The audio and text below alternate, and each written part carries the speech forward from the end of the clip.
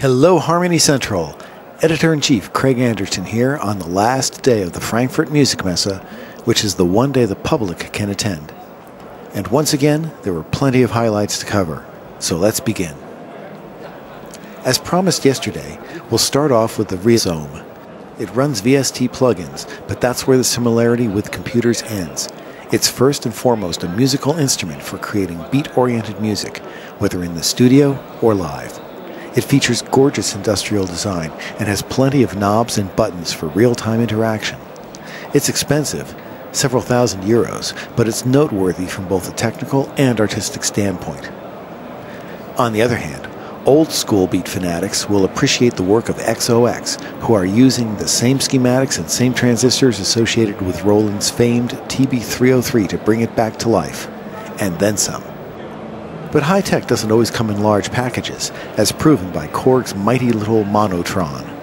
It's not unlike a miniature MS-20. In fact, it has MS-20 type filtering with an external input, a ribbon controller for playing, and yes, a real synthesis engine. Somewhere in between these extremes you'll find Roland's Gaia synth, also called the SH-01, which is adorned with real-time control options so you can regain some of the coolness of analog synths in a digital world. But let's not forget we're in Europe, and not everyone is into making beats. Accordions remain popular, and Roland had several V accordions on display. But we can't move on without at least a little accordion demo.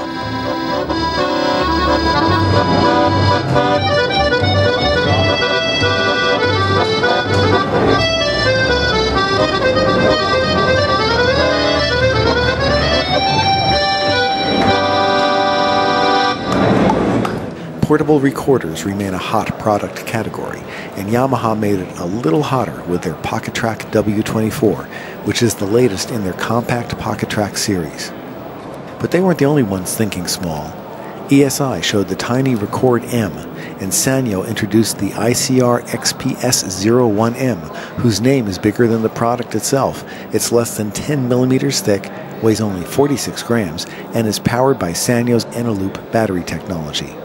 Speaking of which, if you power your effects with 9-volt batteries, Sanyo's KBS 9VS is a rechargeable 9-volt battery that delivers 2 amps of current, enough to take care of more 9-volt effects than you'd probably ever use at one time, and can be recharged 500 times. You can think of it as being equivalent to 5,500 9-volt alkaline batteries. In one of those magical trade show moments, I was watching Reeves Gabrel's amazing demo at Source Audio when afterward he said there was something I really needed to check out. As a result, we have an exclusive Harmony Central first look at Fishman's wireless hex guitar system, which outputs MIDI data. So does it track well? Will it change the face of MIDI guitar? We'll let the full video speak for itself. Focal has been gaining serious traction for its studio monitors, and Frankfurt saw the debut of the CMS-40, the smallest Focal yet. And speaking of speakers, QSC debuted the KW series, which basically weds the MIPA-nominated K-series Class D amps with large woofer speakers characteristic of QSC's HPR series. Again, we'll have a full video about this. I've always had a fascination with double neck guitars, and I thought this one from Mana, I hope I pronounced that right, was pretty cool. Then again, I also liked the one from Carparelli, but when it comes to serious double neck innovation, check out the Double JE from Lag Guitars. It may look weird, but it's no gimmick. It allows guitarist Jean-Félix Lalande to tour the world with one guitar and switch easily from a standard acoustic sound and style to a nylon string guitar. If you want the double neck effect with only one guitar, then maybe you should check out some of the Morpheus pedals.